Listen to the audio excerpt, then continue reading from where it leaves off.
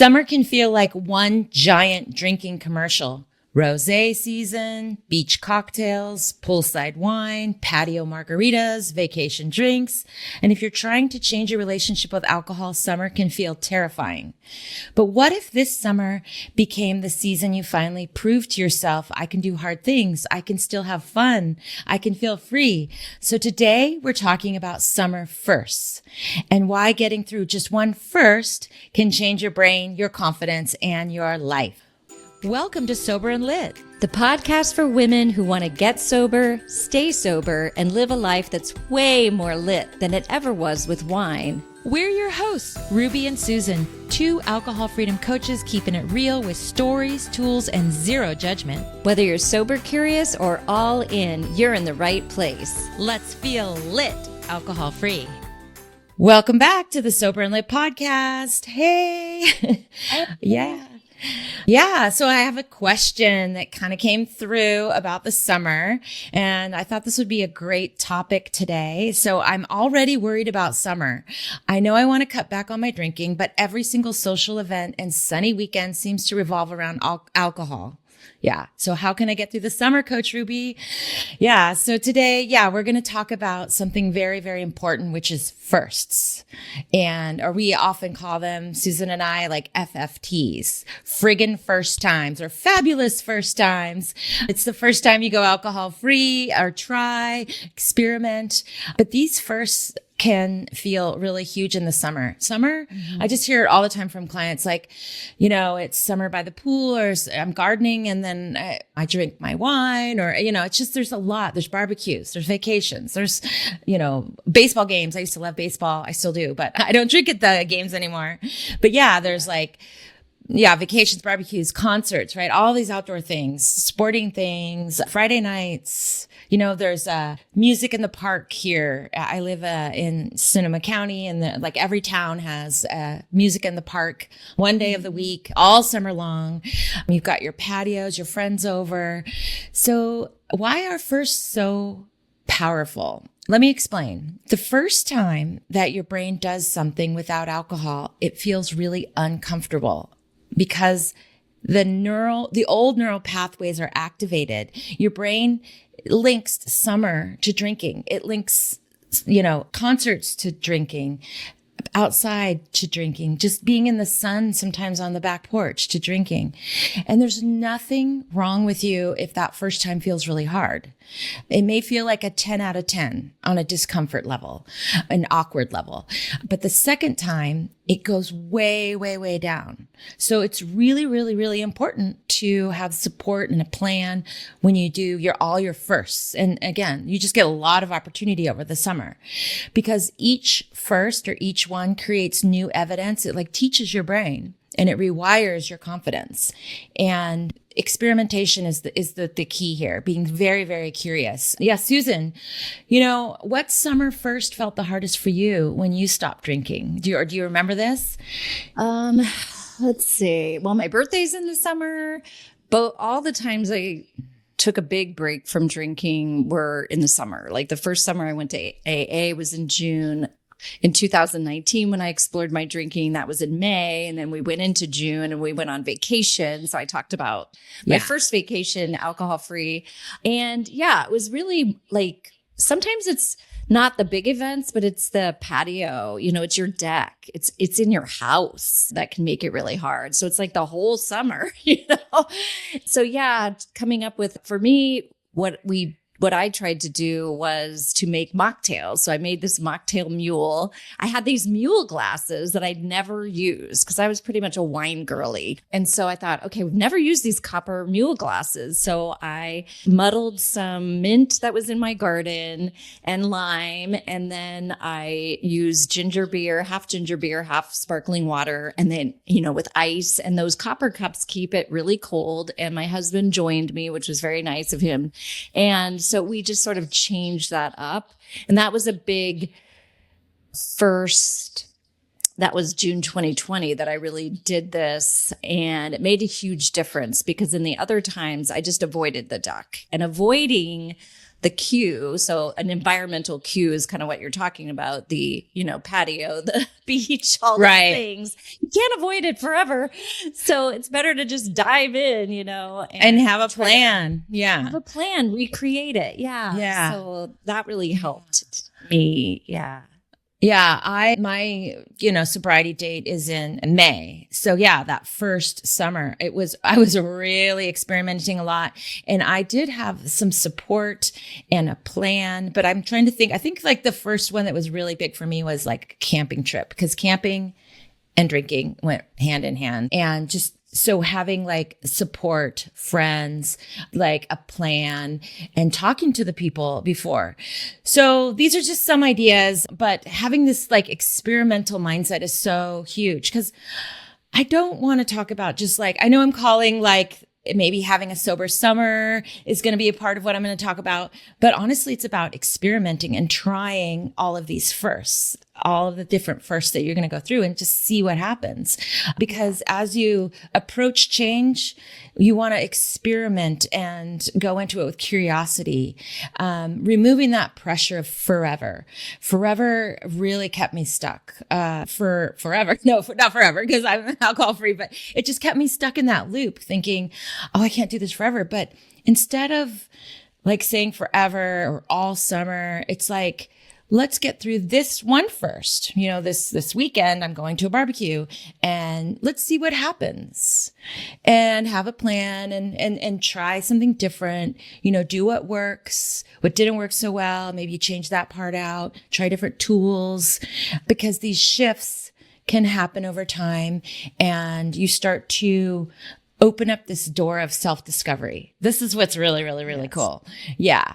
And it isn't perfect. We always talk about like, it's not a straight line. So all summer long, you can just start going to a barbecue with like Susan's mocktail idea, or feeling different, or even if you're going on a longer vacation, maybe having the first day alcohol free or a couple days, seeing how that is compared to the last part. It's really about experimenting, teaching your brain, and not white-knuckling it. We're going to talk about the difference between like white-knuckling, and that there's tools and a mindset. Truly, mindset shift is very, very, very important. And then having like tools and support. Yes. Yeah. So Susan, why do you think experimental mindset creates such a freedom for success? Well, yeah, I love that you said that. I think that is so important. What I like to say to clients is, okay, how many concerts have you been to where you drank? And they're like, oh, like every single one. Right. And then I say, well, how about just one? Can you just try one? And that takes the pressure off. Like, instead of thinking, oh my gosh, I'm never going to go to a concert again and not drink. It's like, just try one and see what it's like. And then I actually had a client even come back and say, well, now that I think about it, I didn't drink when I was in high school. And me and my boyfriend went to lots of concerts during that time, and they were really fun. So then, that was sort of changing them, exploring it and saying, okay, so actually that could be fun. And so she went into it with this thought, and this is like the rewiring and the work that we do around the ACT technique, or, rewiring our brain, or really, is it really true that you can't have fun at a concert and not drink? And when you ask a client that, and then they think back and say, oh no, yeah, I've actually done that, then there's a possibility opened up and like you said, instead of going in like white knuckling it, it's this possibility of what will it be like? I'm just going to try it once, taking the pressure off. That curiosity and experimental mindset, so important. It is. And I'm just thinking now, using the example of, the Wednesday, concert in the park. We have these like, it's on Wednesday. It's called Peace Town in Sebastopol. It's very Peace Town. Everybody wears their like hippie clothes and their tie dye, and they're really good bands. Are like, Fleetwood Macrame. And, they're really good. They sound like Fleetwood Mac, for example. But anyway, like what you could do is say you have, 8 or 10, music in the park events every Wednesday in the summer or something. You could try one drinking and the next one alcohol free. You could try the next one, with the first drink alcohol free and mocktail and then drink and each time you can experiment and then see how do you feel, or did you like the music better? Did you really like, I hear all the time, especially with concerts, because you were bringing up concerts, that it is actually more fun alcohol free. You hear the music, you can really experience it. I still dance. I love going to concerts alcohol free now. I just love it. I get a little annoyed with the drunk people. I'll be honest with you, stepping on your foot or spilling a beer on you, but it's still fun. So I hope, go ahead. Also, people comment about like, oh, I noticed that I'm not spending all this time in the beer line or in the bathroom, the bathroom line.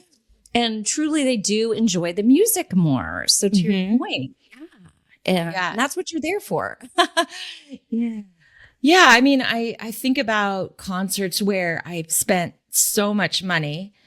All I was thinking about was drinking. Like I pre-gamed, right? And probably arrived, with a lot of alcohol already in my system, wait in that line, and then have to wait in the line multiple times. And baseball games too, to your point about waiting in line, I'd be like, okay, I'm going to go get another, wine or beer. You're in line and you miss like the home run. Like what? Yeah, you miss a lot of things in the bathroom. And that's such a good point.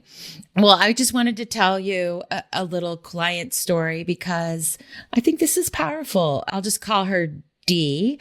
But yeah, she used to feel really overwhelmed every summer because vacations meant over drinking, regret, bad sleep, anxiety, and she'd come home from vacation feeling like she needed a vacation after her vacation, right? I mean, the point of a vacation, at least for me, besides any adventure, is to relax and feel rested so that when you go back to your real, work, life with maybe kids or grandkids or work or, whatever you're doing, you want to have that relaxation. But D, that's what she wanted. She wanted to relax, connect with her family and feel that peace. I hear the word peace a lot from everyone. Like they want peace and they want calm, but moderation, like she would try moderation and say, okay, I can just have one glass, or I'll just drink for the first couple of days on vacation and then maybe I won't. But you know what happens, at least for me, once I get started especially on vacation, I would end up drinking the whole vacation and more and more and more.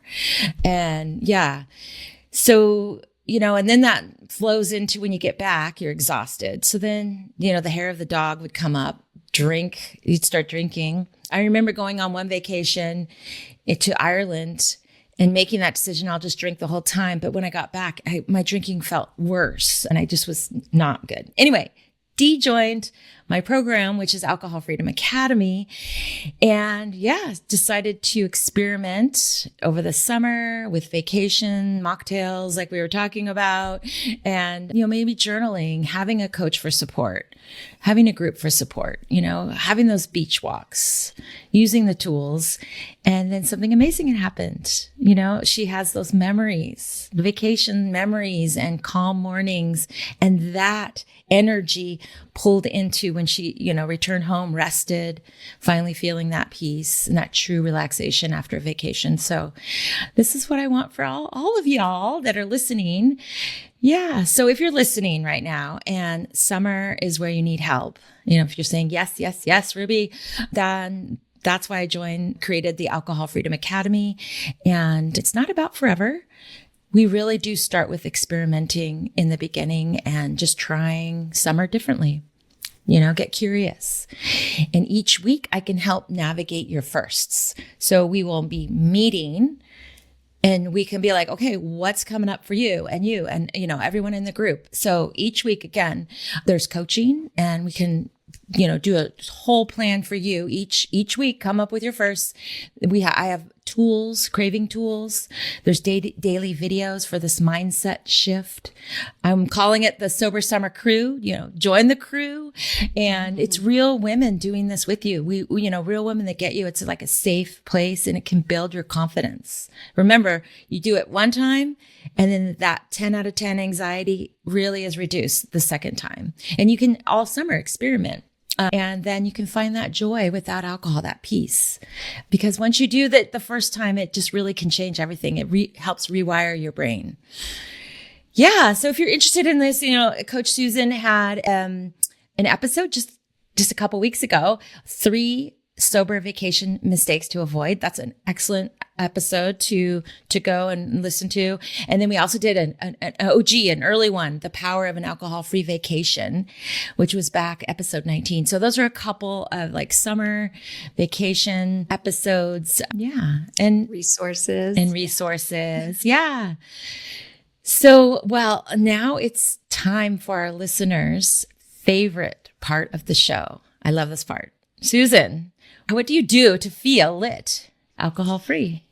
Oh, well, I just sent this out in my newsletter today. Is finally it's warm enough where I can go out and start my grounding practice again. Yay. And I just noticed how big a difference it makes. And so I wanted to share it again with my newsletter community because it sounds weird, but it really is it's science-backed way to ground yourself. And it's just so enjoyable. Mm-hmm. Just go put your feet in the grass. And so I go out in the morning and just walk around my backyard in my bare feet and just let my body soak up the energy of the earth. And it could be called earthing or grounding. And there's actually, like science white papers, research papers published in scientific journals that show the benefits of it. It can reduce inflammation. It can improve your sleep. It can reduce pain. I noticed the last summer when I did this, and so I'm hoping it'll work again, is that I have a neuroma in one of my feet, which is like just a nerve that's like kind of inflamed, that it totally made the pain go away in my foot. I was going to go see a podiatrist. And then I'm like, oh, I don't have the pain anymore just after doing the grounding. And it can decrease stress. So it's a great stress buster. So if I'm feeling kind of anxious or stressed out in the afternoon, I'll go out and just sort of put my feet in the grass and listen to the birds and breathe, do some breathing exercises, put my face in the sun. Hopefully it's sunny, but we're getting more sunny days here now. So I'm calling it vitamin G for grounding. I love that. Yeah. And I'm a grounding. I love it too. I just love it. I used to always go to this one park with my dog and I would just take off my shoes and throw the ball. And I haven't been doing it as much lately. That's why I say used to, but I'm going to get back into it, right? Grounding summer. I love your idea. And I just think about that I'm connecting to the trees and I'm connecting to the grass. I just really feel this like connection to the earth. And it is, when we are wearing shoes, we're like, it's disconnecting us. Most shoes are made with rubber and the effects of the grounding, the effects of the earthing, it can't penetrate that. So it's really important. We can also do it through our fingers too. Like if you're gardening and putting your hands in the earth. If you're interested, you guys, there's a great book called Grounding, and that's where I got my information from. But yeah, I love it. Yeah. There's the Earthing Institute. That's what I mentioned in my newsletter. And basically your body is absorbing the electrons from the earth. Yeah. It's not amazing, like this energy from the earth. And I don't know. I go out there and I just imagine it. Yes. See like a little plant soaking it all up. Me too. It's like I'm part of the trees. Oh, the book's called Earthing is what I meant to say. Yeah. Earthing, not grounding, but yeah. Oh my gosh. It's so beautiful too. If you're from the Northeast and you've been inside all winter, I do feel, because I grew up in California and I do feel like we really, when it's a beautiful day in Connecticut, like we all go crazy. And I feel like we appreciate it so much more. It's like we get out there and everybody's playing pickleball or, going for walks. Like you see everybody in the neighborhood and everybody's sunny and smiley because it's a nice day. Like we really appreciate a nice day, especially in March and April, because it can flip flop. It could be 35 degrees or it could be 65 degrees. It just likes to. And then somehow it seems like we just bypass spring and we'll turn around and it'll be 90 degrees. So we really do and appreciate a nice day, I have to say. I love it. Well, summer's right around the corner. Yep. And yeah. So if summer for you is something that you feel like you want to try to get these, alcohol-free first days in, or just experiment instead of like having another season where you just have a summer where you drink all summer and overdo it and then you regret it and then you make all these promises. Like I know what that's like. So it's just about gently, with self-compassion, going into the summer with an experimental mindset around the first. And yeah, this can be a summer where you start to trust yourself and wake up clear, and where you can prove to yourself that you don't need alcohol to really feel better, to feel alive, to feel lit. Right. So yeah, come join the Sober Summer crew inside the Alcohol Freedom Academy. And yeah, this could be the breakthrough that you're waiting for. So the link to join is, coachingwithruby.com/sober summer. Yeah. So go ahead and join the Alcohol Freedom Academy, and just thank you for listening to the podcast. We love our listeners. Yes. And just remember, yes, we do. And just remember, do something today to feel lit. Thanks so much for listening to the Sober and Lit podcast. If you enjoyed this episode, we would love it if you would subscribe, rate, and review. It really helps get the word out. And remember, do something today to help you feel lit. See you next week.